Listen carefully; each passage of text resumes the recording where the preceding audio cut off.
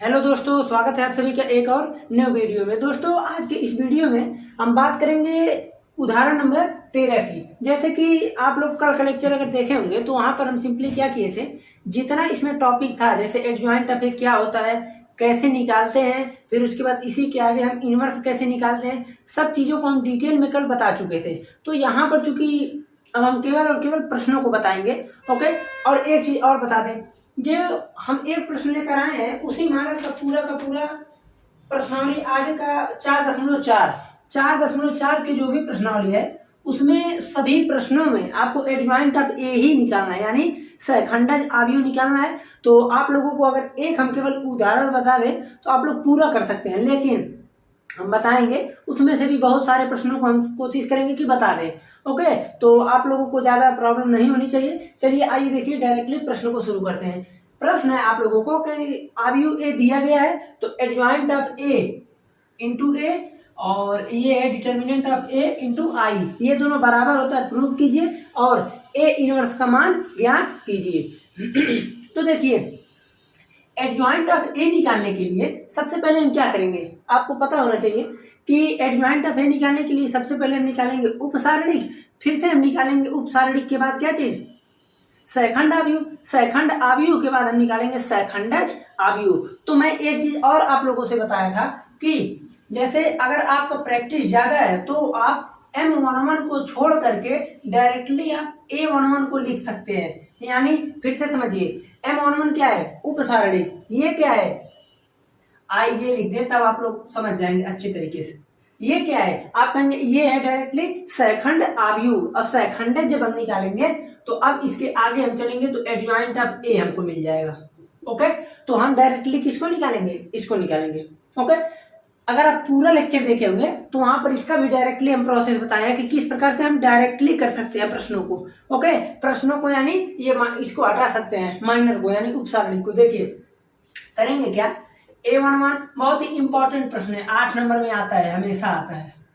Okay, देखिए A11, फिर उसके बाद A12, A13, A21, फिर A22, फिर उसके बाद A23, फिर क्या निकालेंगे A31, A32, A33, A31, A32, फिर उसके बाद से हम निकालेंगे A33। ओके, इन सब चीजों को हम निकालेंगे। अब देखिए A11 क्या कैसे निकलेगा इसको समझिए।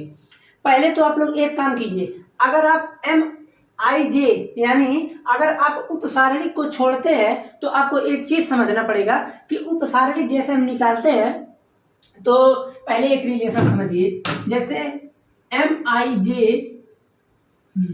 AIJ इक्वल टू -1 पे power I plus J MIJ, ये फार्मूला होता है। ओके, MIJ कैसे निकलता है, जैसे मान लीजिए हमको एक का निकालना है, इधर से न इधर से ये बच रहा है, इसी को सॉल्व कर लेंगे तो हमको मिल जाएगा वहां पर MIJ।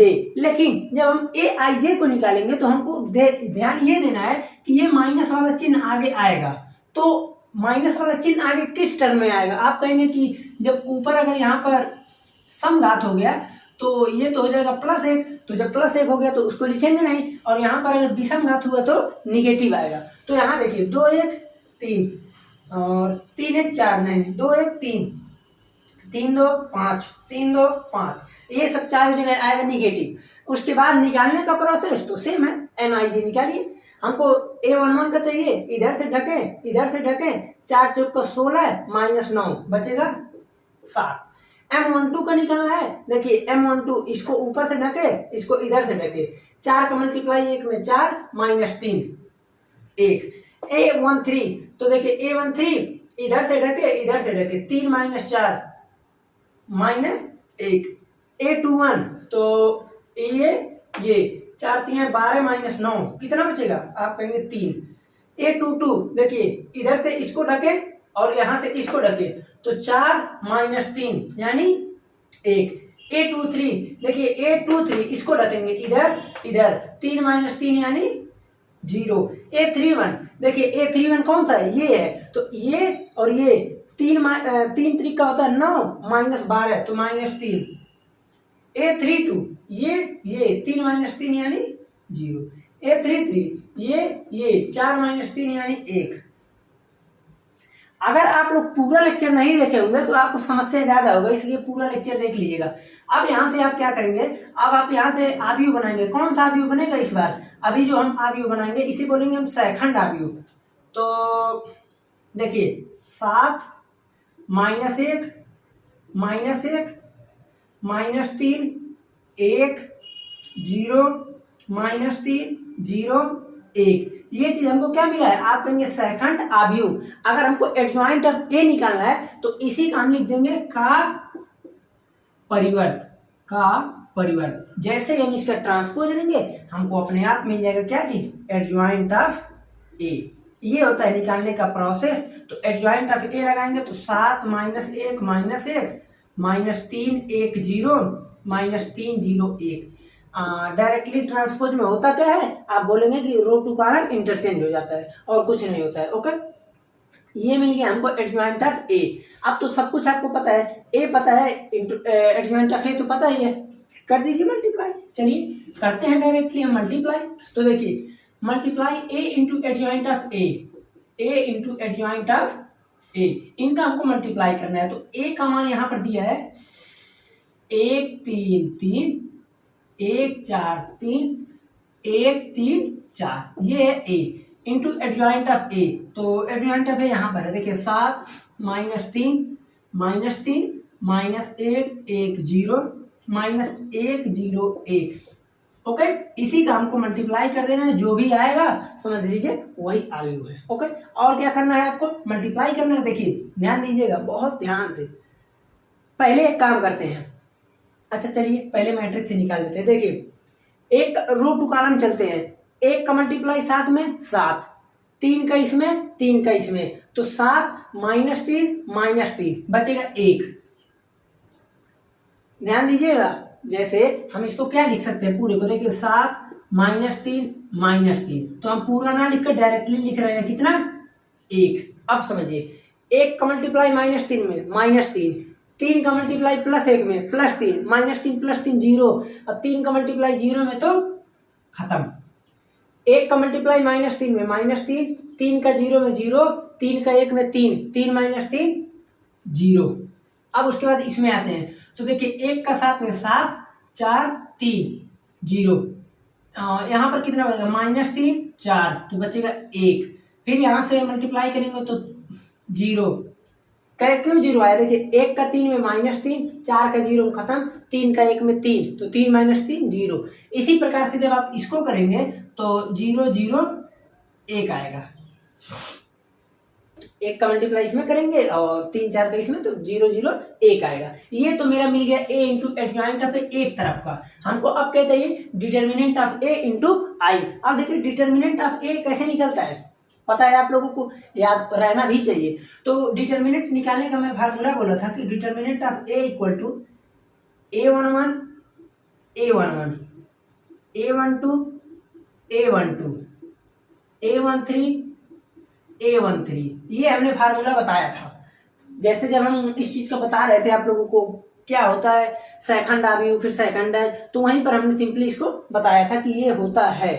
तो अब देखिए A11 कितना है? आप कहेंगे 1 इंटू A11 कितना है? 7 प्लस A12 कितना है? 3 इंटू A12 कितना है? -1।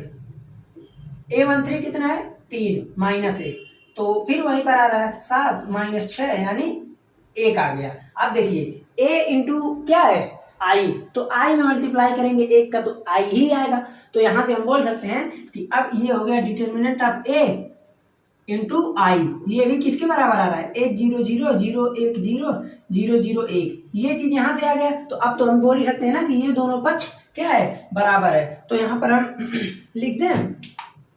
लिख देंगे कि a into adjoint of A determinant of A I के बराबर है। ओके, एक चीज और बता दें, एडजॉइंट ऑफ ए अगर पहले लिख देते हैं तो भी कोई अंतर इसमें नहीं आता है इस टॉपिक में। तो अब उसके बाद हमको निकालना है इनवर्स। तो देखिए इनवर्स निकालने का फार्मूला होता है, फार्मूला आप लोग को आना चाहिए, हमको कुछ लिखना ही नहीं, बस फार्मूला लिखना है। तो फार्मूला होता है इसका A inverse equal to adjoint of A by determinant of A. Determinant of A की वैल्यू कितना है, आप कहेंगे 1। तो अगर 1 है तो हम कह देंगे कि जो एडजॉइंट ऑफ ए आया है वही हमारा हो गया इनवर्स। तो यहां से इनवर्स कितना आ गया, 7 -3 -3 -1 1 0 -1 0 1। देखिए ये चीज आ गया हमारे यहाँ पर इनवर्स। तो अब इसके बाद जब हम आगे चलेंगे प्रश्नावली के प्रश्नों में, तो ध्यान दीजिएगा हम बहुत सारे प्रश्नों को होमवर्क देंगे, तो इसलिए आप लोग ध्यान पूर्वक कीजिएगा, नहीं तो ये मत कहिएगा कि इतना होमवर्क क्यों। ठीक, इसको आप लोग नोट कीजिए। तब तक हम चलते हैं अगले उदाहरण नंबर 14 पर।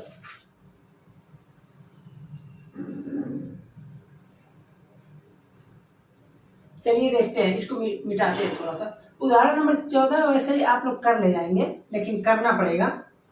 प्रश्न क्या है, देखिए प्रश्न बोल रहा है सिंपल की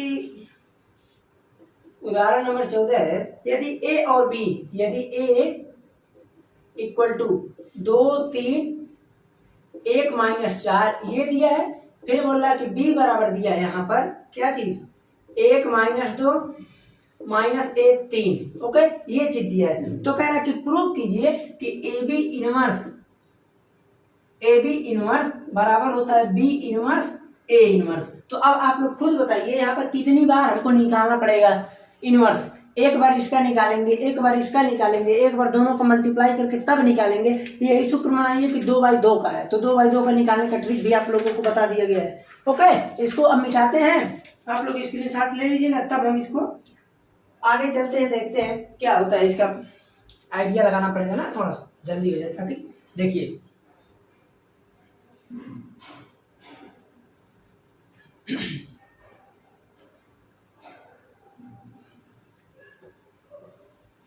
देखिए करना क्या है आपको, सिंपल काम। पहले हम निकालेंगे, एक एक किनारे से चलेंगे। पहले मैं निकालूंगा ए इनवर्स, तो इक्वल टू होता है adjoint of A by determinant of ए।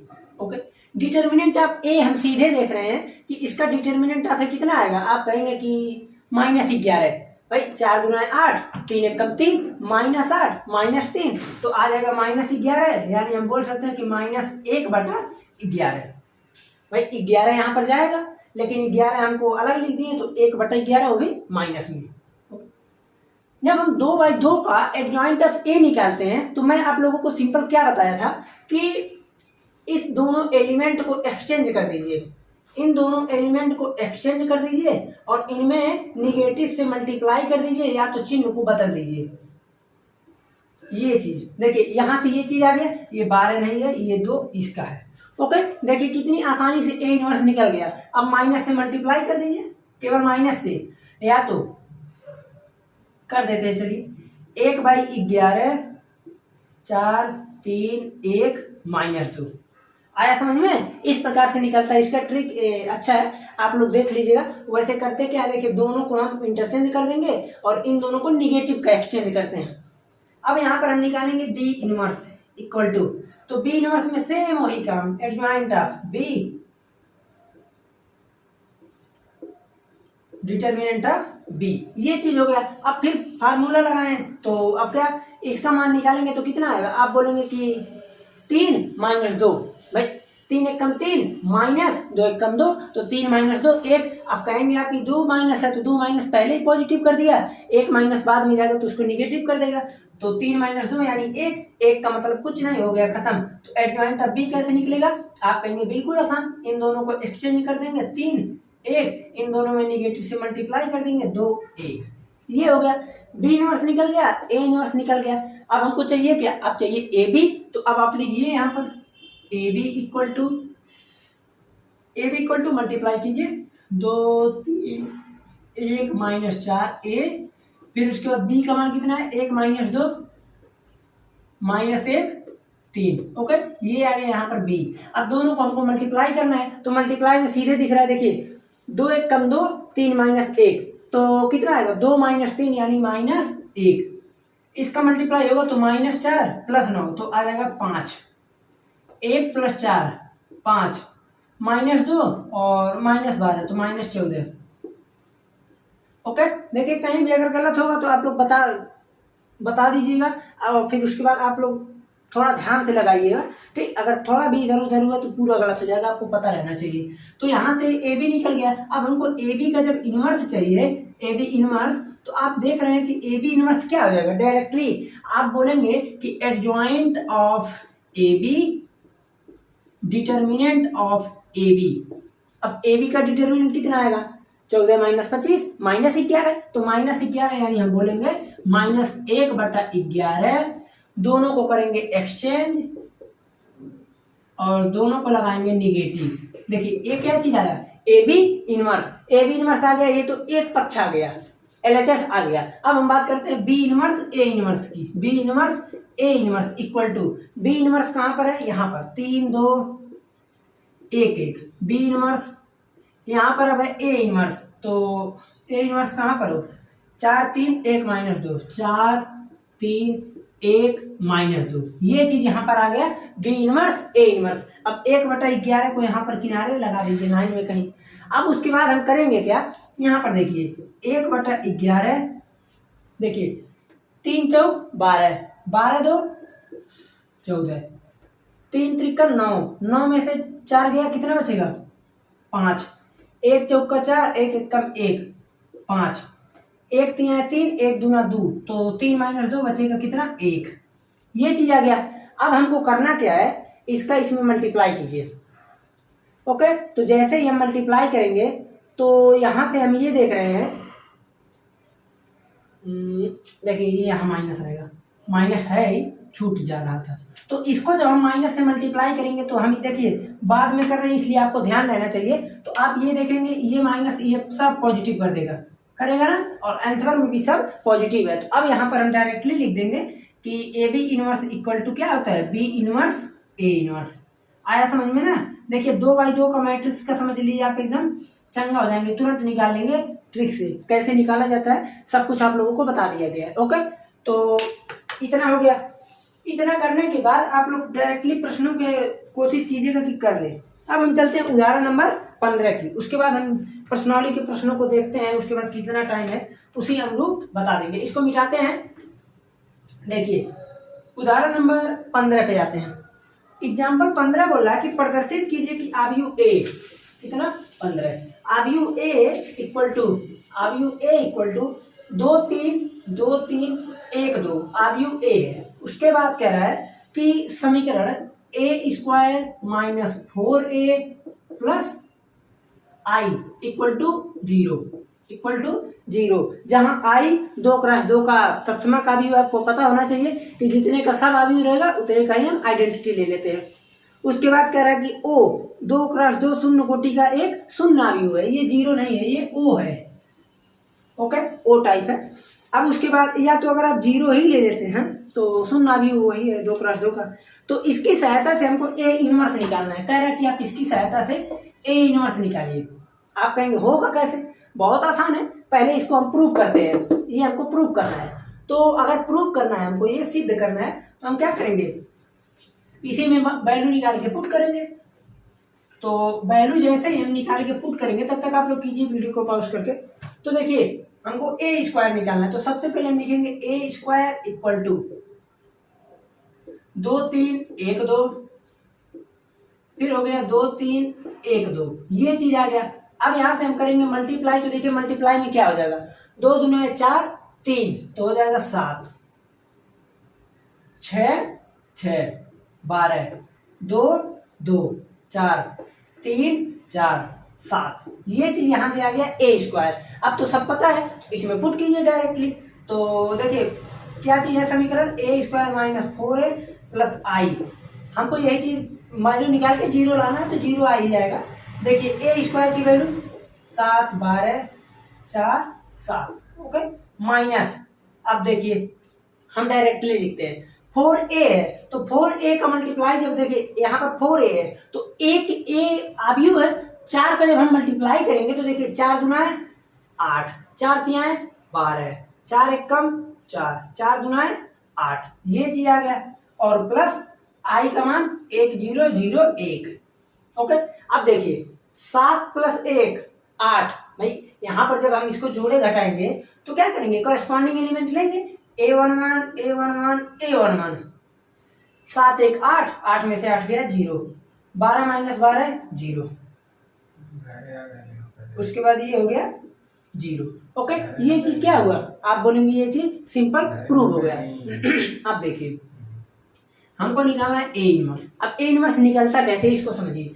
इस पूरे इक्वेशन में A square minus 4a plus I equal to कितना है 0। हमको ए इनवर्स निकालना है, तो आप डायरेक्टली लिखेंगे क्या, ए इनवर्स से दोनों पक्षों में गुणा करने पर, दोनों पक्षों में गुणा करने पर। अभी तो यहाँ पर खैर देखिए स्क्वायर वाला ही मिलेगा आपको, भी आगे क्यूब का भी मिलेगा, तो वहां भी आपको इसी प्रकार से करना पड़ेगा। ठीक, जैसे ही हम गुणा करेंगे तो यहाँ पर देखिए क्या हो जाएगा, A square into A inverse minus 4 A into A inverse plus I A inverse equal to 0, A inverse यानी 0।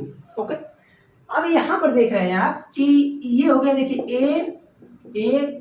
A inverse minus A into A inverse कितना होता है आई। मैं ये इस चीज को आव्यू में ही बता चुका था कि हम आइडेंटिटी उसी को बोल ही रहे थे कि जिसका ए और ए इनवर्स दोनों का मल्टीप्लाई हमको आइडेंटिटी मिल जाए। तो यहाँ पर हम सिंपली लिख देंगे 4i और प्लस, अब आई का मल्टीप्लाई इनवर्स में कीजिए चाहे किसी आव्यू में कीजिए, डायरेक्ट वही निकलता है बराबर 0। अब उसके बाद यहाँ से क्या आ जाएगा, ये चीज का मल्टीप्लाई आ जाएगा A I minus 4i plus A inverse equal to 0। Okay, अब हम आगे देख रहे हैं कि ए इनवर्स को यहीं रहने देते हैं, इसको ले जाते हैं उधर, तो 4i माइनस ए। अब आप कहेंगे ए आई कहाँ गया, तो भाई ए का मल्टीप्लाई यानी किसी भी आव्यू का मल्टीप्लाई आइडेंटिटी से करेंगे तो वही आव्यू ही बचता है, तो इसीलिए ए और आई का मल्टीप्लाई से ए बचा। अब यहाँ पर अब निकलेगा कैसे, बहुत आसान है, 4 1 0 0 1 माइनस ए की वैल्यू कहाँ गई, 2 3 1 2 2 3 1 2। तो अब यहाँ पर जब देखिए 4 1 0, तो हम सिंपली करेंगे क्या, 4 4 इसको हटा दिए तो 4 माइनस 2 यानी 2, 0 माइनस 3 यानी माइनस 3 और माइनस 1 और 2 आ गया।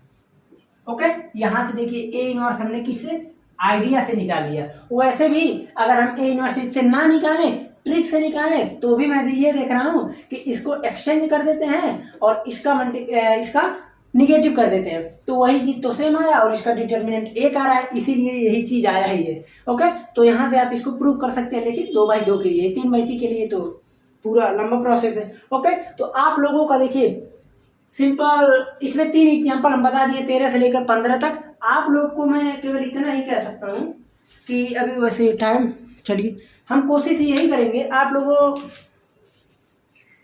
ऐसा कि लगभग सभी प्रश्नों को अगर करना चाहें तो सभी प्रश्नों को कर सकते हैं, केवल और केवल लास्ट का 18वां छोड़ दें। अगर 18वां मान लीजिए MCQ है तो हम उसको बताएंगे, तो आप लोगों को पूरा प्रश्नावली के सभी प्रश्नों को कर सकते हैं। नहीं तो कल जो है वही हम, तो कल वैसे संडे है, कोशिश करेंगे कि एक लेक्चर बना दे जिसमें प्रश्नावली 4.4 को फिनिश कर दे। उसमें करेंगे क्या, मान लीजिए अगर 10 प्रश्न है तो 8 बता देंगे, 6 बता देंगे, सेम है तो आप लोग कर लेंगे। ठीक, तो आज के लेक्चर हम इतना ही रहने देते हैं, मिलते हैं अगले लेक्चर में। अगले लेक्चर में प्रश्नावली 4.4 हो जाएगा, उसके बाद सरलीक और अवयव के गुण उस पर चलेंगे हम, इसके एग्जाम्पल पर यानी अनुप्रयोग पर। ठीक है ना, तो आज का लेक्चर केवल यही रहने देते हैं, चलते हैं, मिलते हैं फिर अगले लेक्चर में।